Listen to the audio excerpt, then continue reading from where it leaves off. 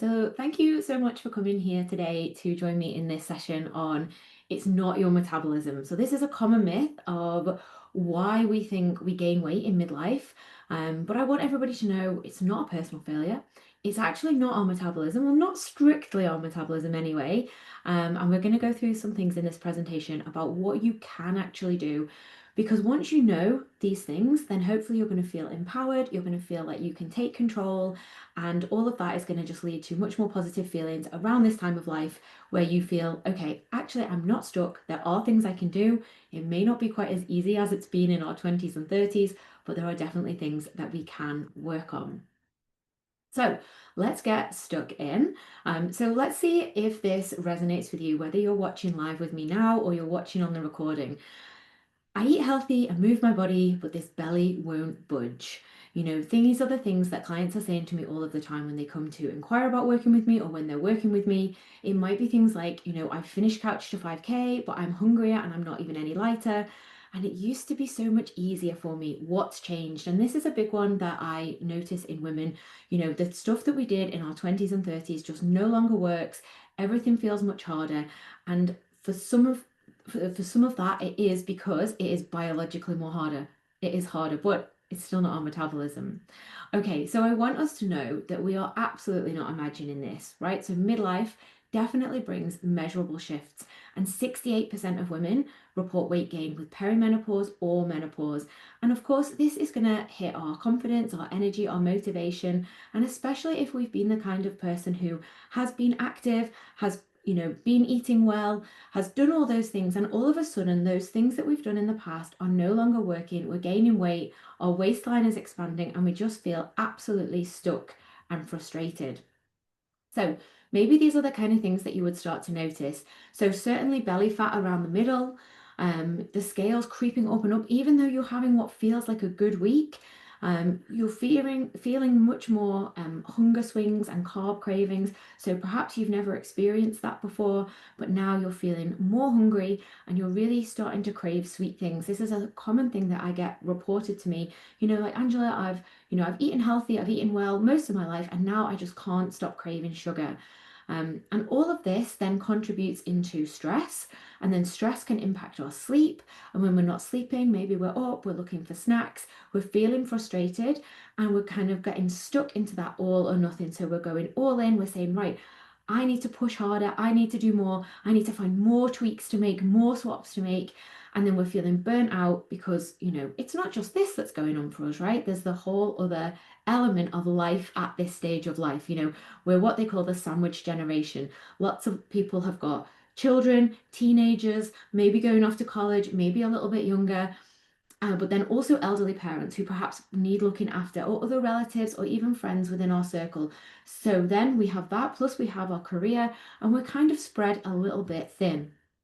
So, what's actually changed for us as we hit midlife? Well, there are a couple of things, and what I want you to feel when you read about these or you hear me speak about them is to feel actually empowered that these are things that we can work on. So, we're not stuck, we just need to work out how we do this in this stage of life compared to in our 20s and 30s, where potentially we had more time. We had more energy, we just had a different lifestyle. So, four key things that I have assessed from the research that have changed for women in midlife. Number one, and this is probably the most powerful, our hormones have shifted. So this impacts our appetite, it impacts where we store body fat, it impacts our blood sugar control. And these are all things that are part of metabolism, right? But it's not metabolism as a whole. So metabolism is the process of every single cell within our body. So when we say, oh, it's my metabolism, that can make us feel really stuck and disempowered because our metabolism is not something that we can change, right? No metabolism boosting supplement on earth works. If it did, you wouldn't be here listening to this. So I think that's really important to know that hormones have shifted, but that is something that we can work on. Muscle mass declines. So once we get past the age of 35, we start to actively lose muscle tissue. Muscle is metabolically expensive to the body to maintain, and it's a use it or lose it. So if you've ever visited an old people's home and you see people sat in their chair and they have lots of like loose skin, it's not because they've been particularly overweight in the past and now they're not. It's because they don't have muscle where it used to be. And you can quite often see that in people's arms. Just because arms are the most common thing to be on show. And that's because we lose muscle with age. So for women in midlife, especially, keeping our protein up and doing our resistance training is absolutely key to maintain that muscle mass. Muscle also is metabolically active. It burns calories. It's not a huge contributor to overall calorie burn. Nothing burns more calories than just us being alive. That accounts for over 50% of our daily calorie burn, but it does have a small contribution. Number three, stress and sleep. So everything in terms of our stress and sleep is just getting more difficult. I was having a conversation with my partner the other day about, do you remember when you were a teenager and you could sleep until lunchtime and you fell asleep at the drop of a hat and you could sleep in a car, on a train, in front of the TV? And now sleep seems like something we really have to work on. And all of those things are going to increase our cortisol, our stress hormone. It's going to ramp up our cravings because when we don't sleep properly, our sleep hormones get out of whack and that impacts our appetite hormones, leptin and ghrelin, increasing our hungry hormone, decreasing our satisfaction hormone, and creating that feeling of cravings. And then also, like we just said before, the life load. So, career, parents, kids, planning and recovery just kind of slip off the to-do list. We're so busy making sure everybody else has got what they need. We're not actually prioritizing ourselves anymore. So, the good thing about these four things is we can work on them. So, what I feel like the story is that we're telling ourselves in midlife is like, oh, my metabolism is broken. And then we have coaches on the internet saying, well, you just need to eat less and move more, and all your problems will be solved. But in reality, we know if that worked, we would just do it. And whilst the science underpinning that is true, if we burn more calories than we ingest through movement and tweaks to our diet, then of course we will get into a calorie deficit and burn body fat because our fuel needs to come from somewhere. However, when we think about that in the terms of an overall life context, eat less, move more is not as simple as it sounds. And also, our body is different now, so we need a different strategy. We're in a different season, we need to pull different levers in order to get better results. So, what I want us to always think about is viewing this journey through a lens of compassion because we can often feel at this stage we are failing. We're feeling like we're, like the duck really fast paddling underwater, but actually, we need to really think about the fact that this is a stage of life. It will pass, things will get easier again, but we're absolutely not failing. We're just having to adapt without a manual. And I don't know about you, but I know that things like perimenopause didn't even enter my conversation with friends, family, anything until I hit the age of 40. Now, for me personally, who went into early perimenopause, that was too late. I had no idea what was coming. I had no idea what I was experiencing, and I felt like I was losing my mind. I felt like I had no idea what was happening. So, what I really want us to start thinking about is having that bigger conversation, having it earlier in our late 30s so we can be prepared, so we can then adapt with a manual because we're having these conversations around that midlife change. So, today I'm going to give you clear and doable steps that will fit your real life. So, what you're going to leave with today is clarity on why midlife weight changes happen, the three levers that you can pull to stay in control and feel empowered: food, muscle mass, and the nervous system, and a simple plan to restart with no perfection required. So, what I want you to really think about as you're listening to this presentation is, do you have any moments that make you go, oh, yes, actually, that really resonates with me? If you do, please message me after this, tag me on social media. It's at Next Level Nutrition Coach. I would love to hear from you. Let's think about our swaps. So, we want to really build repeatable routines. Systems and habits are going to take us far further than any kind of quick fix or something that we can only maintain for a week, and then burnout.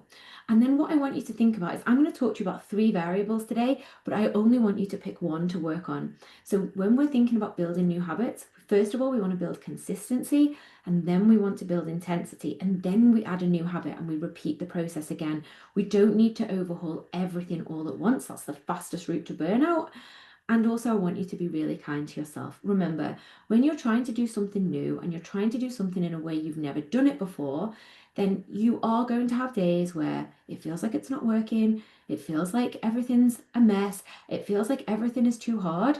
But it's really, really important to think, what would you say to your best friend in that situation? Would you say, well, you're a failure. There's no point. You might as well just go back and just stay unhappy.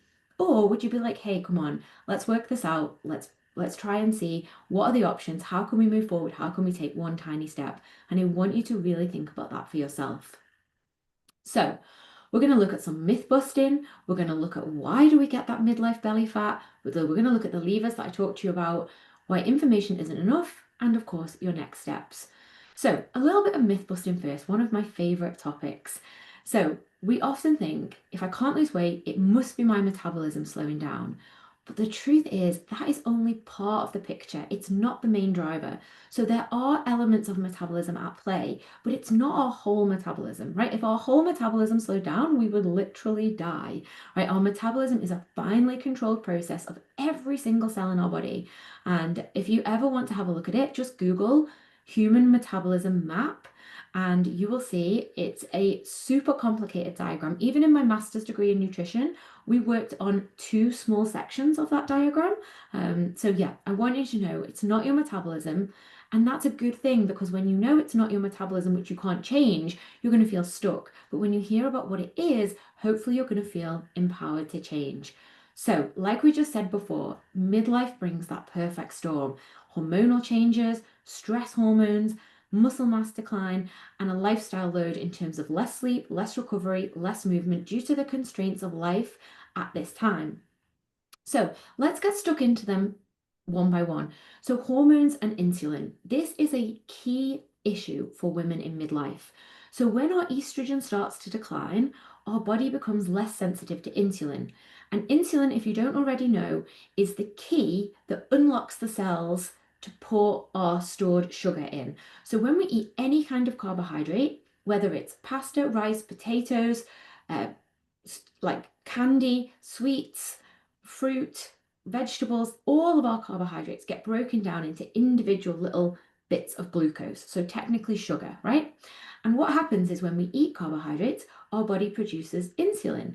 And insulin opens up our cells and allows that sugar to be stored away into our muscles, into our liver, and that's then used for energy when we need it, right? It's not a bad thing. We're supposed to have a blood sugar spike and release insulin to bring that spike back down, and that's the natural digestion process.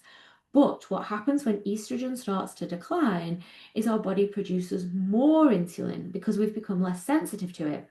And the problem with that is insulin also promotes fat storage. So that's one of the reasons why it's much more challenging to lose body fat in midlife if our insulin levels are not, if our estrogen levels are not optimized. Now, the other thing with that as well is when we produce more insulin than we need, it's going to take our blood sugar down lower than it needs to be, and that's going to create more hunger and more cravings. But the good thing is we can work around this. So, in terms of our hormones and insulin, what we need to think about is balancing our meals, increasing our protein, being mindful of our carbohydrate intake, and really looking at what we do on a day-to-day basis to think, okay, how can I manage this the best that I can? Now, also, we have the impact on our muscle health and metabolism. So, our muscle mass naturally declines after the age of 35. And actually, our muscle does burn calories. Muscle is metabolically expensive for the body to maintain. So, when we have less muscle mass, we have fewer calories burned at rest. Now, it doesn't make a massive difference, right? So, the difference, women don't have, a huge amount of muscle mass anyway. But more importantly than calorie burn is actually thinking about our future health and longevity. The number one reason people go into sheltered accommodation, into care homes, into non-independent living is because they can't get up and down to go to the toilet or to get up and down off the floor if they were to have a fall. So when we're thinking about maintaining muscle mass, we're not actually thinking about becoming, the Hulk and getting massive. We're actually thinking about putting tokens into our health pension so we can stay strong and as independent as possible for as long as possible. And cardio alone is not going to do that for us. Cardio is great for our cardiovascular system, as it says on the tin, but it's not going to protect our muscles. So if we don't start doing resistance training and keeping our protein high, then we're going to lose muscle mass, and we are at risk of losing our independence sooner than we need to, because this is absolutely within our control. Now, of course, the big one for most people, fat distribution shift. So during menopause, as estrogen declines, fat is then shifted to the belly. So before menopause, we have more fat stored on our thighs, hips, and bum.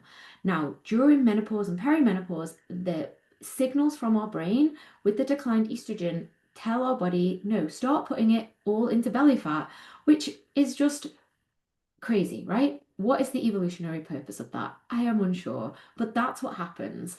And then we have that visceral fat, and that sits around our organs. So when we have fat on our thighs, hips, and bum, it's kind of, maybe it's not so great for our how we want to look, but it's actually not detrimental to our health. It's not really doing much, it's just sitting there. But the fat that goes on our belly, it's called visceral fat, and when it sits around our organs, it's much more metabolically active. And that in itself can increase our risk of diabetes and heart disease. So we really need to be mindful of that as we move into our elder lives. Now, also, we have our lovely friend cortisol. So this is our stress hormone. And as our estrogen declines again, our stress response is just going to run hotter. So when we are declining in estrogen, and we are going to have that difference in insulin impacting our blood sugar, then we are also going to be producing more cortisol. Now, also at this time of life, we might be more stressed out. We might have more responsibility at work than ever before. We might have demanding teenagers at home. We might have elderly parents. There might be lots and lots of things going on. We might have friends who are becoming ill with, chronic diseases or cancer or something really, really awful. And all of this adds to our stress at this time of life. And when our stress is high, then our cravings are going to be high. Plus, we know we're going to store more belly fat. So all of this turns into a really vicious cycle for us. So it's all of those things from a biological perspective, but then of course it's the lifestyle, like we just said. And if we're sleeping less because we're stressed, because we've got more responsibilities, then it's going to disrupt our hunger hormones that you were always talking about just before. They're called leptin and ghrelin. Leptin tells the body that we've had enough to eat, and ghrelin tells the body that we need to eat. So normal hunger patterns, our ghrelin will rise, and that will tell the brain will then tell the stomach, oh, we need to eat something. And then what will happen is we'll eat, and then leptin will rise, and everything will be back in balance again. And we're like, okay, I'm satisfied. When we have stress and high cortisol and poor sleep, we have a disconnect in these two hormones. So we're constantly feeling like a craving because our bodies are trying to balance these hormones back together.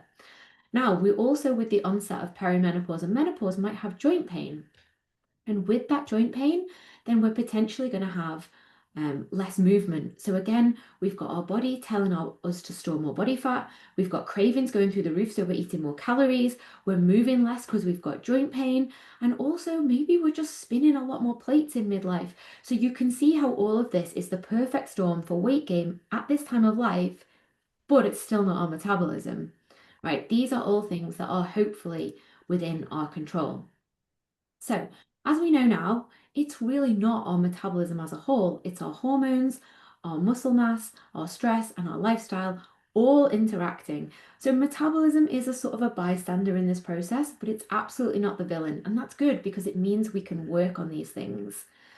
Okay, so we've solved the mystery. Why are we suddenly getting more belly fat? It's not random, it's biology, hormones, and lifestyle.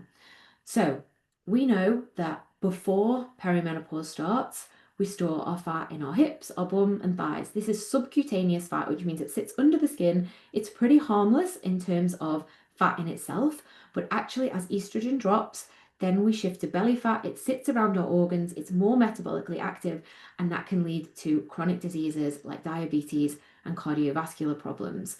Right? So, one slide ahead of myself. We can see that this is what's happening here. So the visceral fat actually releases hormones, it's inflammatory, and it can also mess with our cholesterol as well. So I get people coming to me saying, I've never had a problem with my cholesterol all my life, Angela, and now I've hit middle age and my cholesterol's gone through the roof. And this is all to do with that belly fat storage. So we've got more fat being stored and we've got less muscle mass to buffer the calories. We're potentially moving less. We've got insulin resistance. We've got more cravings. Hunger feels stronger. Stress is around, also making it worse, making us store fat around our middle. We're sleeping, our sleep is worse. We've got more stress. We're maybe emotional eating. We're frustrated with that belly fat, feeling absolutely stubborn. And all of these are leading to this perfect storm of more belly fat, more energy crashes, carb cravings, and then our confidence is going to take a hit. We're going to feel like maybe we want to eat comfort food. And I really want us to know as well, this isn't about vanity. This is about health, energy, and quality of life as we move into, the next stage of our life. So I want us just to really be compassionate about this time for ourselves and remind ourselves it's not because we're being lazy. It's not because our metabolism is broken. It's just our body adapting to a new season, and we need new tools to go with that. So, what are the three levers that I talked about at the beginning that you can control? Because now you know it's not your metabolism, which you can't impact, and that can feel really disempowering. These are the things that you can control, and I want you to feel empowered that these are within your control to change. So, this isn't your average eat less, move more, right? These are strategies that you can really start to implement. So, we've got food, we've got muscle, and we've got the nervous system. So, in terms of our nutrition, I want you to think around building your meals around protein first. And the reason for that is protein keeps you fuller for longer. I was having a conversation with somebody on Instagram in the DMs the other day, and they said to me, Angela, I just want to check something. Can I eat too much protein? And my answer was if it's more calories than you need, then yes, too much protein can still cause weight gain. But most people are not eating enough protein. So when you're thinking about this, the best way you can do this is to start where you are now. Keep a food diary for 3 or 4 days, include a weekend day in there if they're very different to your weekdays, and just be really objective. You don't have to weigh your food, you don't have to judge it. You just write everything down and then have a look over it and ask yourself, do I have protein in every single meal? Yes, great. No. Okay, how can I add some protein in? Now, if you don't want to start gaining weight, we need to then find something to take out in order to keep that balance. So look for your fats and carbohydrates and ask where you could adjust that down. All right, so protein really balances our hunger hormones. The leptin and ghrelin that I talked about before, protein is going to make you feel full and satisfied. It's also going to protect your muscles. So if you're going to the gym, you're doing your resistance training to help your body stop losing muscle mass, right? At this point, it's not even about growing muscle, it's about preventing muscle loss. You need your protein, right? So you can think of it as lifting weights is the builder and eating protein is the bricks, right? The builder can't build the house without the bricks, and the bricks are useless without the builder to put them together. Those two things together are exactly what we need in midlife. And it's really going to boost our energy and keep our blood sugar stable. So, protein takes a lot longer to digest. It actually burns more calories during digestion than fat or carbohydrates do. So, when we increase our protein, decrease our carbs and fats, we're getting so many benefits there. So we want you to start thinking about aiming for protein in every single meal that you have, whether it's 2 meals a day, 3 meals a day, 4 meals a day. Build them around protein and then add your fats and healthy carbs as a secondary. So that brings me on nicely to carbohydrates. Not all carbohydrates are equal, right? We have low GI carbs and we have high GI carbs. GI stands for glycemic index, and that's the impact that it has on our blood sugar. Now, quantity is of course important. So you might read something that says carrots are a high GI carbohydrate, but the amount of carrots you would need to eat to cause a blood sugar spike would be like something like similar to what a horse might eat. So we need to be mindful that, we can't just always just take the information as we see it. We need to really think about it. But our low GI carbs are the things that are high in fiber. They take a long time to digest, so they give us a steady release of energy. So this is all of our vegetables, things like beans and oats and whole grain. They are really good for our steady energy. Then we also have our high glycemic carbohydrates. So these are generally fat and carbohydrate combinations as well. So cookies, crisps, chips, sweets, and they are what's going to spike us and crash us. And if you think about it, when you're craving something, how many people here think, oh, yeah, I'm really craving some broccoli, versus, oh, actually, I'm really craving a cookie. And that is because the brain wants that dopamine hit of that high carbohydrate sugar feeling.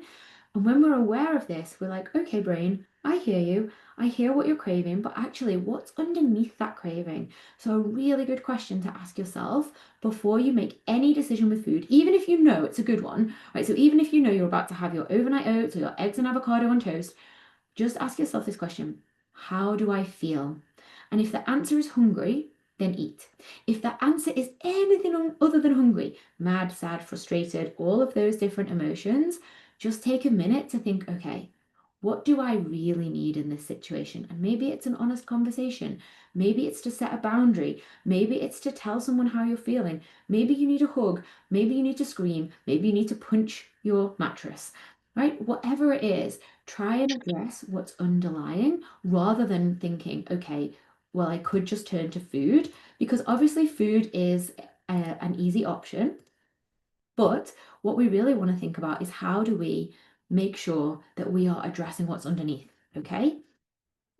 And then we just want to think about simple shifts. So once you've kept a food diary for a few days, ask yourself, okay, have I got protein, especially in my breakfast? So you're getting off to an energized, high protein start to the day.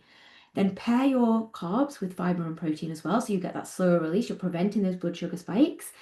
And really, this is an important one as well. So, aside from asking yourself, how do you feel? You're going to swap those all or nothing rules for flexible balance. So, you do not have to have the perfect meal 3 times a day, 7 days a week for the rest of your life. You are, as I am, only human. And humans want to have nice food. So, I've got a client who's away on holiday at the moment. She's just sent me a picture. She had a wrap for lunch, which is something that she would often have at home, but it was followed by a really nice scone with jam and cream. And she's like, do you know what? I'm on holiday. I accept I might gain a couple of pounds, but when I get back, I'll get right back to my good habits, and that's okay with me. So, a huge underlying message here is about permission, not restriction. Had she gone to the cafe with the mindset, I can't have cake, I'm on a diet, she may have eaten more than she wanted to, instead of choosing one thing, really enjoying it, and moving on with her day. She's not going to go home and then punish herself in that all or nothing mindset and order a takeout pizza washed down with a bottle of wine and a pint of ice cream. She's just going to go home and have her normal meal that she'd already planned to have. So if you are stuck in that restriction cycle, give yourself permission to enjoy something. You won't go wild. You won't start eating all of the junk food, I promise. It's such a huge shift that you can make. And then, of course, our superpower is our resistance training. Cardio is great, like we said, cardio is great for our cardiovascular system, but strength training is essential to prevent muscle loss. So even if you don't want to gain any muscle, if you're over the age of 35 and you're not resistance training, you'll be losing muscle mass. So we want to do that to help keep up our calorie burn, to protect our joints and bones. So when we're building the muscle around our joints, we're holding them together better.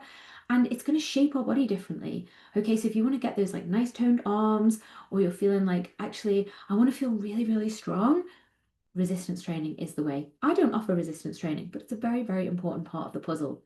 And then as well, it's thinking about those moments in real life. So not just the gym, not just training, but actually, can we do walking meetings? Can we take the stairs instead of the lift? Can we have active breaks? One thing actually somebody told me on a previous presentation was that when they're listening to things like this, they don't have an under the desk treadmill. If they did, they could walk on it. But actually, you could just do marching on the spot whilst you're listening to this. It's going to get your blood pumping, and I'm not going to do it whilst I'm presenting because it will distract me too much. But if you are at home right now whilst you're watching this, feel free to march on the spot for the rest of the presentation. It will get loads of steps. Okay, and remember, consistency always beats perfection, right? One thing I always say to my clients is, when did you have the last perfect day? And even if you had one perfect day, did you have a perfect week? Or did you have one perfect day and fall off the wagon, right? There is no such thing as perfection. And perfection is actually a lie that we tell ourselves that keeps us stuck. And I don't want that for you. I want you to feel like you're progressing and you're moving forward and you are actually doing something that makes you feel good on a daily basis. So it doesn't have to be everything. You can just pick one thing per day. And a favorite strategy of mine is to make a cup of coffee first thing and take it outside, just outside my back door.